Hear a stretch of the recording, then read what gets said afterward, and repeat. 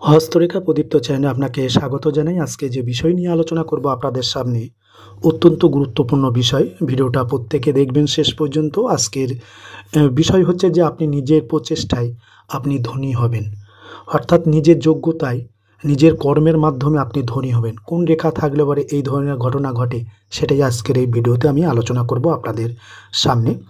যে রেখাগুলো আমি দেখাবো আজকের এই ভিডিওতে আপনাদের সামনে, এই রেখাগুলো একজন ছেলের হাতে থাকলে পরে আপনি যে ফল পাবেন, একজন মেয়ের হাতে থাকলে পরে আপনিও সেই একই ফল পাবেন। তাই আজকের ভিডিওটা প্রত্যেকের জন্য, যে নিজের চেষ্টায় নিজের প্রচেষ্টায় আপনি ধনী হবেন সেরকম কিছু রেখা আজকের এই ভিডিওতে আমি আলোচনা করব। যদি আপনাদের হাতে থাকে 100% আপনার জীবনে এমনটাই ঘটতে চলেছে। তাই রেখাগুলোর সঙ্গে প্রত্যেকে পরিচিত হন। তার আগে একটা কথা বলবো আপনাদেরকে, যারা চ্যানেলটাকে সাবস্ক্রাইব করেননি অবশ্যই চ্যানেলটাকে সাবস্ক্রাইব করবেন, তাহলে চ্যানেলের নতুন ভিডিওগুলো আপনারা দেখতে পাবেন। কোনো টাকা পয়সা লাগবে না, ফ্রিতে সাবস্ক্রাইব করুন আর চ্যানেলের সঙ্গে যুক্ত থাকুন আর ভিডিওগুলো দেখুন আর নিজের ভাগ্য নিজে বিচার করুন।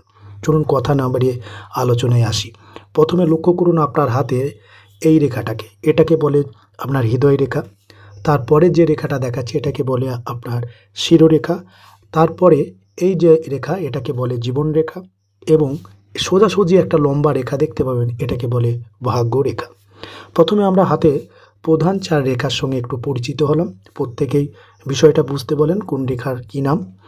এরপর আমাদের মূল আলোচনায় আসতে হবে, অর্থাৎ কোন রেখা থাকলে পারে আপনি নিজের প্রচেষ্টায় ধনী হবেন সেটা আমি দেখাচ্ছি। আপনারা একটু মন দিয়ে এই বিষয়গুলো জানার এবং বোঝার চেষ্টা করুন। প্রথমে আপনারা লক্ষ্য করুন আপনার হাতের দিক দিয়ে, দেখুন আপনার হাতের এই যে রেখাটা আমি দেখালাম জীবন রেখা, এখানে কিন্তু সারা রহস্য মানে আছে।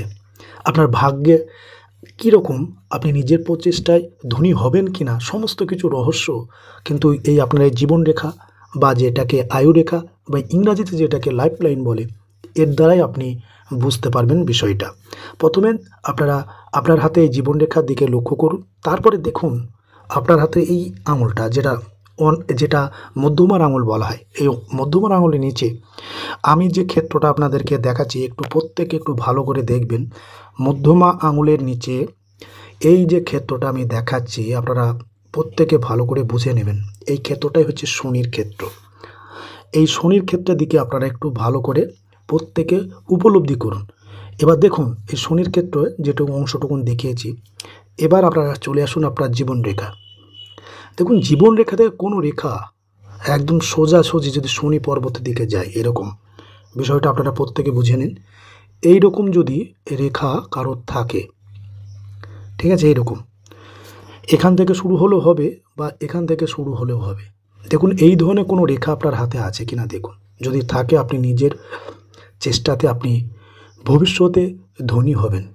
বর্তমান পরিস্থিতি আপনার যাই হোক না কেন, যতটাই কষ্টপূর্ণ হোক, যতটাই সংঘর্ষপূর্ণ হোক, জীবনে মনে হচ্ছে হেরে গিয়েছেন, তা সত্ত্বেও যদি এই রেখা থাকে, ভবিষ্যৎ আপনার উজ্জ্বল এবং আপনি নিজের প্রচেষ্টায় নিজের চেষ্টায় নিজের কর্মে নিজের সাধনার দ্বারা আপনি ভবিষ্যতে ধনী 100% হবেন।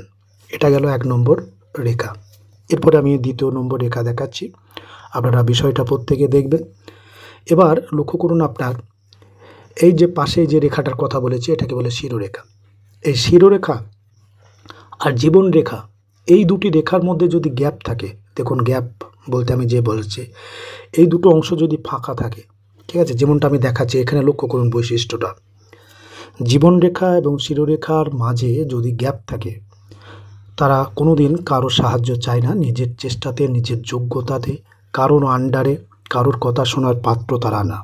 নিজে যেটা বুঝবে তারা সেটাই করবে, এবং ভবিষ্যতে দেখেছি যে তারা নিজের কর্মক্ষমতায় নিজের যোগ্যতায় ধনী হতে। তো দেখুন আপনার মধ্যে জেদটা একটু বেশি, কারোর কাছে মাথা নত করার মানসিকতা আপনার মধ্যে নেই। যদি জীবনরেখা এবং শিরোরেখার মধ্যে গ্যাপ থাকে, ফাঁকা থাকে, কমেন্টে অবশ্যই জানাবেন যাদের এই ধরনের জীবনরেখা এবং শিরোরেখার মধ্যে গ্যাপ আছে। আপনি দেখবেন একটু জেদি প্রকৃতির মানুষ, কারোর কাছে মাথা নত করার মানুষ না, নিজে যেটা বুঝবেন সেটাই জীবনে করবেন এবং ভবিষ্যতে আপনি ধনী অবশ্যই হবেন। আপনার প্রচণ্ড জেদের কারণেই আপনি ধনী হবেন। অনেকের জেদ খারাপ হয়, কিন্তু এই ধরনের ব্যক্তিরা এতটাই জেদি হয় যে তারা শেষ পর্যন্ত ধনী হবেই হবে, যদি আপনার হাতে এই ধরনের রেখা থাকে। আশা করি আপনারা বিষয়টা বুঝতে পেরেছেন। আমি দুটো রেখা দেখেছি। এবার আমি 3 নম্বর রেখার সঙ্গে আপনাদেরকে একটু পরিচয় করে দিচ্ছি এবং আপনারা প্রত্যেকে বিষয়টা একটু ভালো করে বোঝার চেষ্টা করবেন যে আমি যে বিষয়টা বলছি এই বিষয়টা আপনাকে বুঝতে হবে ভালো করে। প্রত্যেকের প্রত্যেকের প্রত্যেকের ক্ষেত্রে আমি বলছি বিষয়টা ভালো করে বুঝে তবেই আপনারা এই বিষয়টা জানার চেষ্টা করবেন, নিজের হাতটা দেখার চেষ্টা করবেন এবং যে রেখাগুলো এখনও পর্যন্ত দেখেছি এটা ছেলে এবং মেয়ে উভয়ের ক্ষেত্রেই আপনার প্রযোজ্য। তো আপনারা প্রত্যেকে দেখুন আপনার হাতে এই ধরনের কোনো রেখা আছে কি না।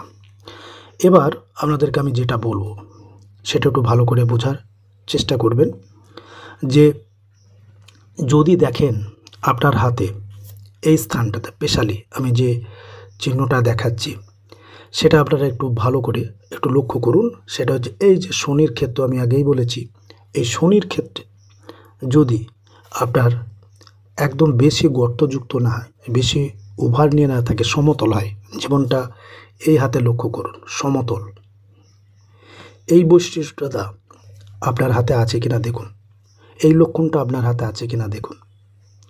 যদি থাকে আপনাদেরকে আমি দায়িত্ব নিয়ে বলছি আপনি অবশ্যই ভবিষ্যতে ধনী হবেন, এটুকুন আমি গ্যারান্টি আপনাদেরকে দিই।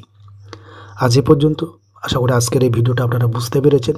এবার আপনারা নিজেদের হাতটা একটু ভালো করে লক্ষ্য করুন যে আপনার হাতে এই ধরনের কোনো রেখা আছে কি না। যদি থাকে এর মধ্যে 3টেই থাকতে হবে না, যে কোনো একটি রেখা থাকলে পরে আপনার সঙ্গে এমনটাই ঘটতে চলেছে।